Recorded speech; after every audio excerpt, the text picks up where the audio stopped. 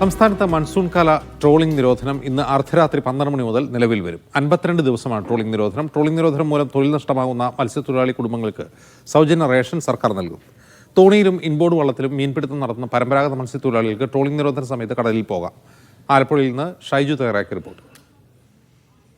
ആലപ്പുഴ ജില്ലയെ സംബന്ധിച്ചിടത്തോളം 50-ൽ താഴെ ബോട്ടുകൾ മാത്രമുള്ളൂ എന്നതുകൊണ്ട് തന്നെ ട്രോളിംഗ് നിരോധനം വലിയൊരു ആഘാതമാകില്ല എങ്കിൽ പോലും വറുതിയുടെ നാളുകളിൽ അനുഭവപ്പെടുന്നത് പ്രധാനപ്പെട്ട വലിയ പ്രശ്നങ്ങൾ ഉണ്ട് എന്നതാണ്. കാരണം നിലവിൽ തന്നെ ഈ കണ്ടെയ്നർ മറിഞ്ഞതുമായി ബന്ധപ്പെട്ടുള്ള പ്രശ്നങ്ങൾ അനുഭവിക്കുന്ന പ്രയാസങ്ങൾക്ക് പുറമെയാണ് ഈ വറുതിയുടെ നാളുകൾ കൂടി ഇവർക്ക് മുന്നിലേക്ക് വന്നു ഭവിക്കുന്നത്. വള്ളങ്ങളിൽ പോയി കൊണ്ടുവരുന്ന തുച്ഛമായ മത്സ്യങ്ങൾ ആണ് ഇവരുടെ ഉപജീവനമായി മാറുന്ന സന്ദർഭത്തിലാണ് ഇവർക്ക് ചെറിയ റേഷൻ മാത്രം നൽകി ഇവരെ സഹായിക്കാനുള്ള ഒരു ശ്രമം സർക്കാർ ഭാഗത്തുനിന്നുള്ള. അതുകൊണ്ട് തന്നെ അത് പരിമിതമായ ഒരു കാര്യമാണ്. അതുകൊണ്ട് വിശാലമായ അർത്ഥത്തിൽ അത് ഉണ്ടാവണം എന്നൊരാവശ്യമാണ് ഉന്നയിക്കുന്നത്.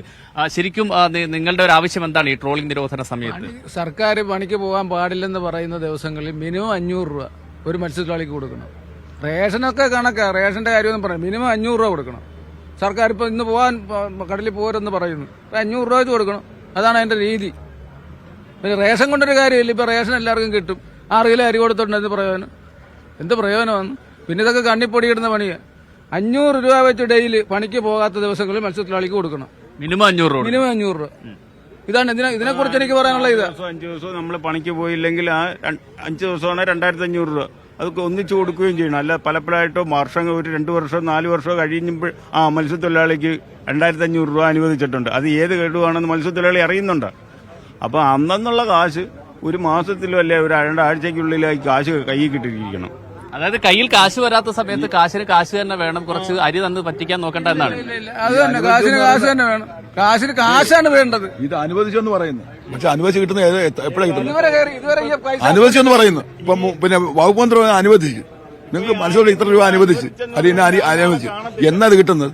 ഉദ്യോഗസ്ഥന്മാരിങ്ങനെ അവരുടെ ഏതെങ്കിലും വീട്ടിലെ കുടുംബക്കാരത്ത് ആ പായലങ്ങൾ പൂത്തി വയ്ക്കുക. അത് സപ്പോർട്ട് പിന്നെ സർക്കാർ. ഇതുവരെ പൈസ അക്കൗണ്ടിൽ കയറിയിട്ടില്ല. ഈ 1000 രൂപ അനുവദിച്ചു. അതായത് ഞാനിവിടെ വരുമ്പോൾ ഈ തോട്ടപ്പള്ളി ഹാർബർ തന്നെ യഥാർത്ഥത്തിൽ വലിയ പരിതാവസ്ഥയിൽ നിൽക്കുകയാണ്. ഈ ഹാർബർ സംരക്ഷിക്കുന്നതിന് പോലുമുള്ള ഒരു നടപടിയില്ല. ഇത് കേന്ദ്രത്തിൽ 5 ഹാർബർ, കേരളത്തിൽ 5 ഹാർബറിന് കേന്ദ്രത്തിന്റെ ഫണ്ട് അനുവദിച്ചിട്ട് ഇവിടെ പൈസ അനുവദിച്ചിട്ടില്ല. ഇത് അവഗണിച്ച് വർഷങ്ങൾ കൊണ്ട് അവഗണിക്കുക. ഒരു പൈസ അനുവദിച്ചിട്ടില്ല. ഇതിന് ഒരു പ്ലാൻ എന്ന് പറഞ്ഞാൽ ഇവിടുന്ന് 200-300 മീറ്റർ മാറി ഒരു വലിയ പുലിമുട്ടിടുന്ന ഒരു സംവിധാനം 10-20 വർഷം മുമ്പേ പ്ലാൻ ഉള്ളതാ ഓൾറെഡി. സാങ്കേതികമായിട്ട് യാതൊരു തകരാറുമില്ല. അതിന് രാഷ്ട്രീയ തീരുമാനം മാത്രം മതി. ആ രാഷ്ട്രീയ തീരുമാനം ഇവിടെ ഉണ്ടാകാത്തത് എന്താണെന്ന് എനിക്ക് മനസ്സിലാകാത്തത്. ഇത് പാർട്ടികളുടെ കളിയാണിത്. സംയുക്ത രാഷ്ട്രീയ പാർട്ടിയുടെ കളിയായത്. ഒരു മുട്ടെന്ന് പറഞ്ഞാൽ ഇപ്പൊ ചെത്തിലിപ്പോ ഒരു മുട്ട വരുന്നത്. ഞാൻ പിന്നെ ഇവിടെ കൊയിലാണ്ട് വലിയ മുട്ടുണ്ട്. ഇത് കഴിഞ്ഞ് വന്ന മുട്ട ഇത് രണ്ടും മനസ്സിലായോ? ഇതിന്റെ വികസനം എന്ന് പറഞ്ഞാൽ ഇപ്പോഴും മന്ദഗതി കിടക്കുക.